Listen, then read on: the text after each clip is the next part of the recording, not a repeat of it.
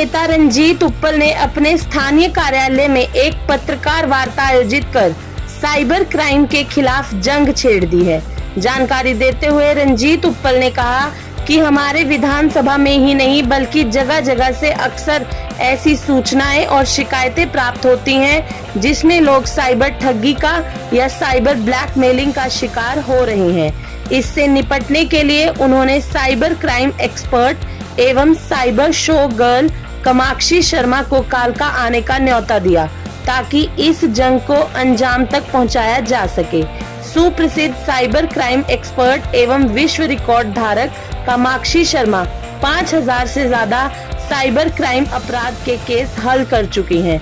कश्मीर से कन्याकुमारी तक लगभग 50,000 पुलिस अफसरों को साइबर क्राइम संबंधित प्रशिक्षण दे चुकी हैं। पत्रकार वार्ता के दौरान कामाक्षी ने बताया कि आज के इस साइबर युग में साइबर क्राइम लगातार बढ़ रहा है और अपराधी प्रवृत्ति के लोग तरह तरह के हथकंडे अपनाकर लोगों को अपने जाल में फंसा रहे हैं। उन्होंने बताया कि साइबर ठग किसी न किसी प्रकार से पीड़ित व्यक्ति को फंसाकर उसकी तमाम जमा पूंजी को लूट लेते हैं।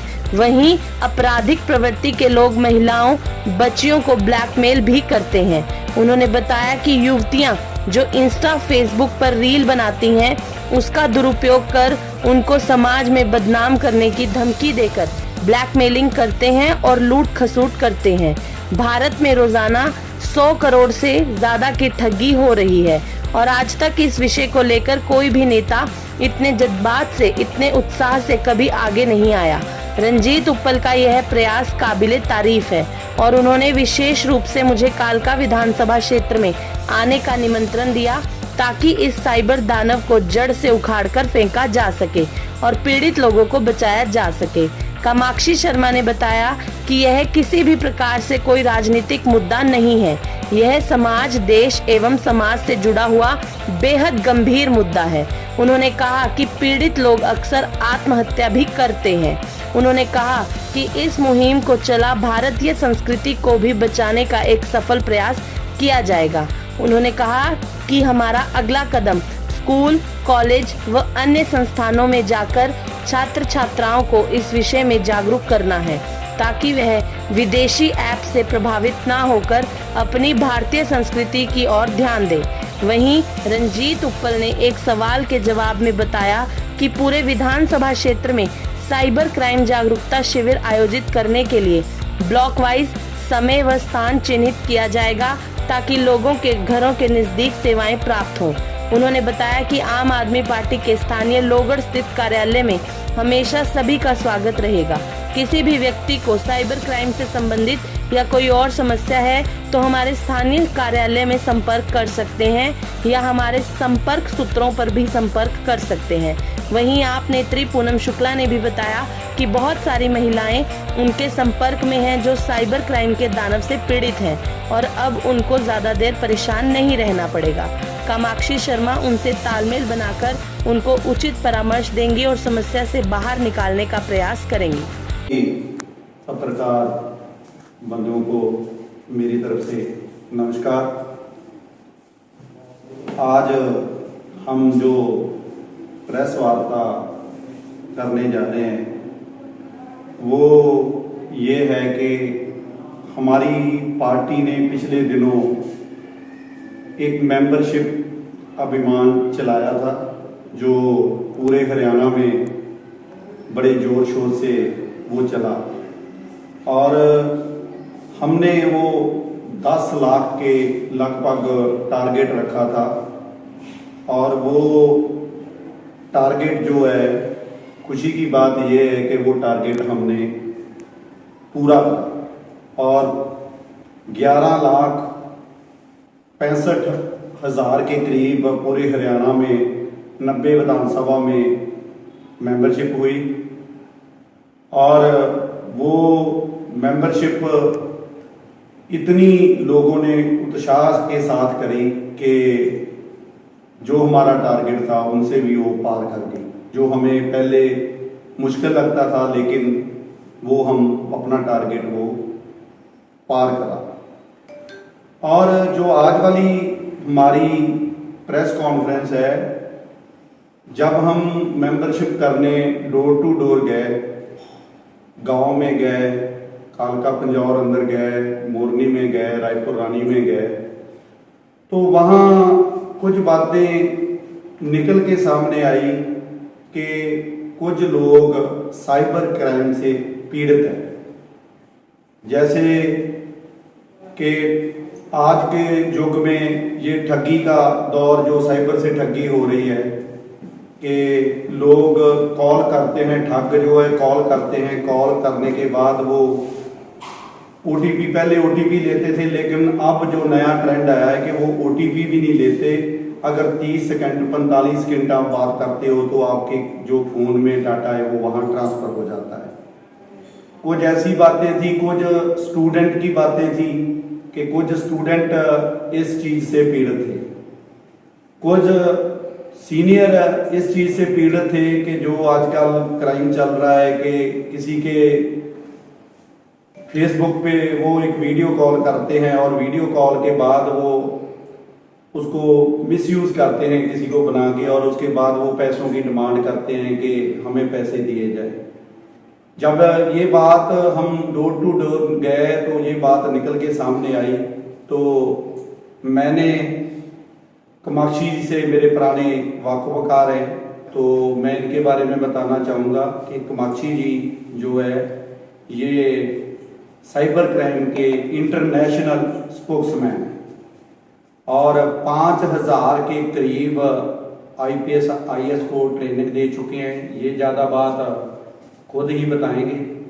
और मैंने इनसे बात करी कि ये ऐसे ऐसे है, आप बताओ आप हमारी इसमें क्या हेल्प कर सकते हो। तो इन्होंने बताया कि हम जाके कैंप लगाएंगे और कैंप लगा के लोगों को इस चीज़ के लिए जागरूक करेंगे। जो कैंप में नहीं आएगा, कोई पर्सनली मिलना चाहता है तो अपना नंबर शेयर करेगी, मैं भी अपना नंबर शेयर करूंगा। हमारे ऑफिस में पर्सनली भी मिलके वो इनसे सजेशन ले सकता है, जो ये हेल्प कर सकती होगी उनकी हेल्प हम जितनी हो सकती है वो करेंगे, क्योंकि पुलिस इस मैटर के ऊपर सुनवाई नहीं करती।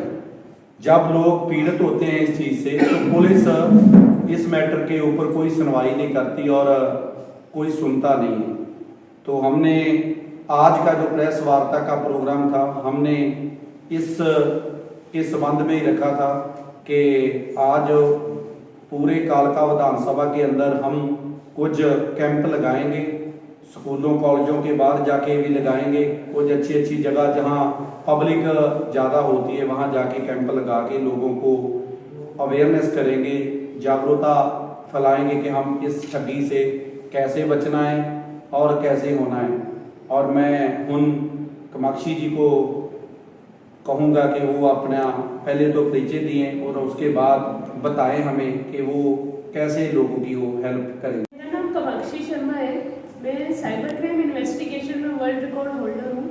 5000 से ज़्यादा साइबर क्राइम के केसेस पे मैंने काम किया है और मात्र 35 दिनों में 50,000 से ज़्यादा पुलिस ऑफिसर, जिसमें इंक्लूडेड कमिश्नर, IAS, IPS, इन ऑफिसर्स को मैंने जम्मू टू कन्याकुमारी जाके ट्रेन किया। इसके साथ साथ अब मैं इंटरनेशनल साइबर स्पीकर भी हूँ और हाल ही में अगले साल तक मेरी थिएटर बायोपिक भी आएगी, जिसमें एक बड़ी हीरोइन आइदर कृति सनन या श्रद्धा कपूर मेरा रोल प्ले कर रही है। साइबर क्राइम के बारे में जब मुझे पता लगा सर से, तो मैंने एक चीज़ और नोटिस करी है, आप लोगों ने भी देखा होगा कि आज की डेट में हम क्या सोचते हैं वो इंटरनेट पे डिपेंड करता है। हमारी फ्यूचर जनरेशन क्या सोच रही है वो सिर्फ इंटरनेट पे डिपेंड कर रहा है कि वो किस तरह का कंटेंट कंज्यूम कर रही है।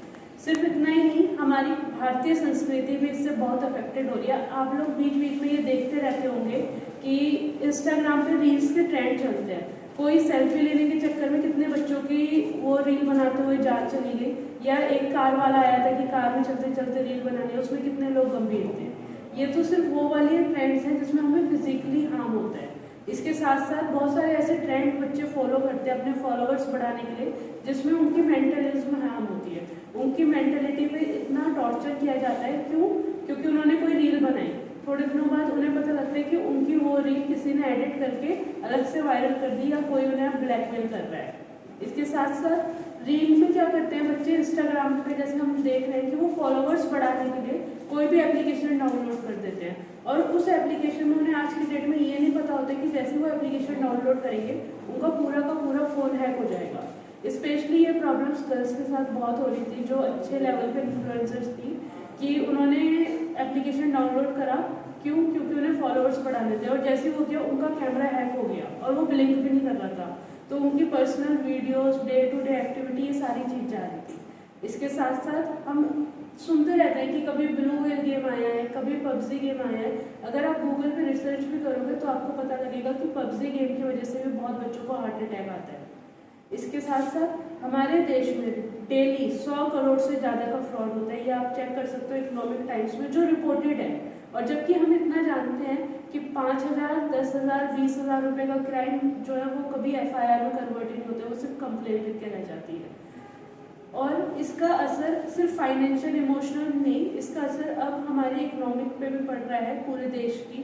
और जो बच्चे हैं वो क्या सोच रहे हैं, कैसे सोच रहे हैं, आप कुछ भी शूज सर्च करो फ्लिपकार्ट पे, आपको 10 मिनट भी नहीं लगेंगे, अमेजन से आप पे वो आ जाएगा, नोटिफिकेशन आ जाएगा कि डिस्काउंट। आपका डाटा यूं ट्रांसफर हो रहा है देश में। क्या कभी आप लोगों ने सोचा है कि उन लोगों को पता कैसे लगता है मेरे अकाउंट में पैसे हैं? चलो पहले तो वो OTP मांगते थे, बट उनके पास बाकी डिटेल्स कहाँ से आई, मेरे बैंक अकाउंट डिटेल्स कहाँ से आई, मेरा नंबर कहाँ से गया, ये सारी चीज़ें हो रही हैं क्योंकि डाटा का जो है वो चोरी बहुत ज़्यादा हो रहा है।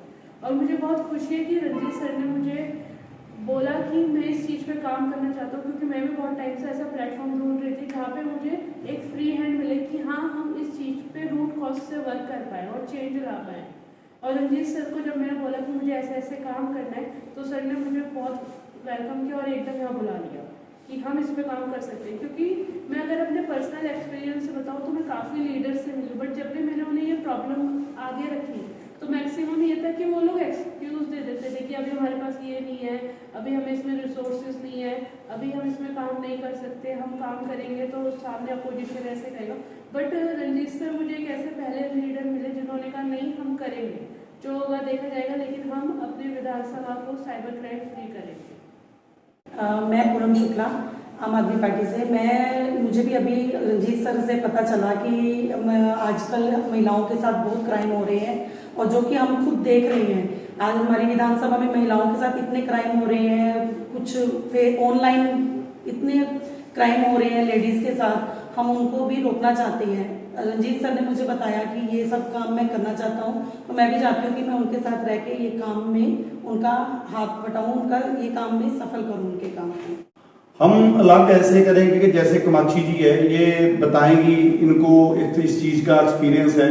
और मान के चलो कुछ लोग ऐसे पीड़ित होते हैं कि वो सामने आके नहीं बताना चाहते। जैसे मैं डोर टू डोर गया हूँ तो कईयों ने मुझे अकेले से बात करने की कोशिश करी कि मैं ये इस चीज़ का शिकार हो गया तो मैं सामने नहीं आना चाहता, मेरी कहीं फोटो ना आए, मेरी कोई मतलब लोगों को ना पता चले। और वो ऐसे लोगों को हम ढूंढने की कोशिश करेंगे कि उनको जाके अवेयरनेस करेंगे। और लोगों को जैसे स्कूलों कॉलेजों में जो जैसे पुलिस कैंप नहीं लगाती, वो एक प्रेस नोट दे देती है, तो प्रेस नोट में कई लोग हो सकता है जो गांव वाले लोग हैं, जो कम पढ़े लिखे लोग हैं, वो इस चीज़ को ना पढ़ पाए, हम उनके लिए ज़्यादा उनकी हेल्प करेंगे।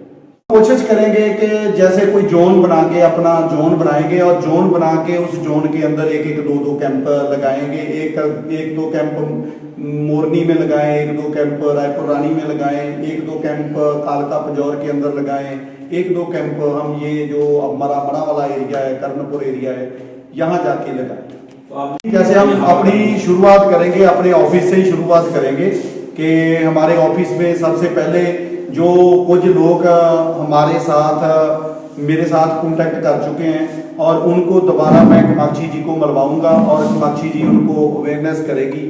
जैसे उन्होंने कई ऐसे लोग हैं जिन्होंने पुलिस को कंप्लेंट भी दे रखी है, लेकिन इस मैटर पे पुलिस इतनी जल्दी एक्शन कोई लेती नहीं। और क्योंकि ये जो ठगी करने वाले हैं, कभी पता चलता है कि वो दिल्ली के पास रहते हैं, कोई पता चलता है उत्तराखंड के पास है कोई, पुलिस उस चीज के ऊपर इमीडिएटली कोई कार्रवाई नहीं करती है। मैं इसीलिए कामाक्षी जी को चुना है कि उनकी पूरी हेल्प मेरी बहन पूनम शुक्ला जी ये करेंगे।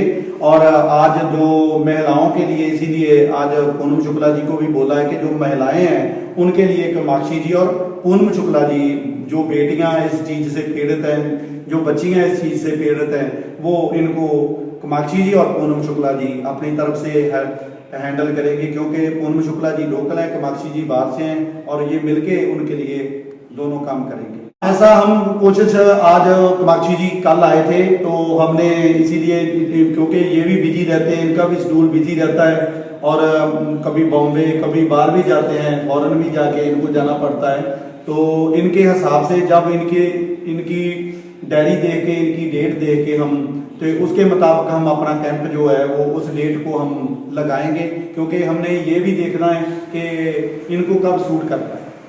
हम कहते हैं एटीएम कॉलोनी, और अगर एटीएम कॉलोनी होती है तो कहीं ना कहीं इसमें बैंक की गलती होती है, क्योंकि उनके कार्ड की सिक्योरिटी इतनी ठीक है कि वो एटीएम में वो क्लोन हो जाता है। अब जब एटीएम क्लोन हो गया तो इसमें अगर हम देखें तो आरबीआई का रूल होता है, अगर बैंक की गलती की वजह से कहीं पैसे निकलते हैं और कोई इंसान 3 दिन के अंदर अंदर पुलिस स्टेशन में भी कंप्लेंट डाल देता है और बैंक में भी डाल देता है, तो उसका 6 महीने के अंदर रिफंड आता है। यह आरबीआई की गाइडलाइन है। जैसे हम एटीएम में वो डालते हैं ना अपना कार्ड, तो बहुत बार क्या होता है, एक हैकिंग डिवाइस होती है जिसमें कहते हैं क्लोनिंग डिवाइस, वो लगा दी जाती है। जैसे हम उसमें अपना कार्ड प्रेस करते हैं वो हमारी कार्ड की पूरी इन्फॉर्मेशन क्लोन कर लेता है, और जैसे हम निकाल के अपना पैसा उसमें, मतलब कार्ड निकालते हैं, पैसे लेके बाहर निकलते हैं, ये जो होता है ये वैसे एटीएम में होता है जो एटीएम विलेज एरिया में होते हैं, या जहाँ की कैमरा वीक होती है, या जहाँ पे सिक्योरिटी गार्ड भी होते हैं। तो वो क्या होता है, वो ग्रीन ग्रीन सा पैटर्न आप देखते होंगे जिसमें हम कार्ड अंदर इंसर्ट करते हैं, उस ग्रीन ग्रीन से पैटर्न का एक डुप्लीकेट आता है, वो उसमें लगा देते हैं, और वहाँ पे होती है उनकी एक चिप जिसे हम स्टोरेज कहते हैं। उस स्टोरेज में वो कार्ड की पूरी इन्फॉर्मेशन आ जाती है, और फिर वो घर जाके ब्लैंक एटीएम कार्ड सब अमेजन पे भी अवेलेबल है। ये चीज़ें बैन नहीं हो रही हैं। अमेजन पे अगर आप सर्च करोगे कि ब्लैंक एटीएम कार्ड्स तो आपको मिल जाएंगे। वो लेते हैं, उसके बाद वो एमएक्स डिवाइस होता है, उससे पूरा का पूरा क्लोन बना देते हैं। इस तरीके से काम होता है।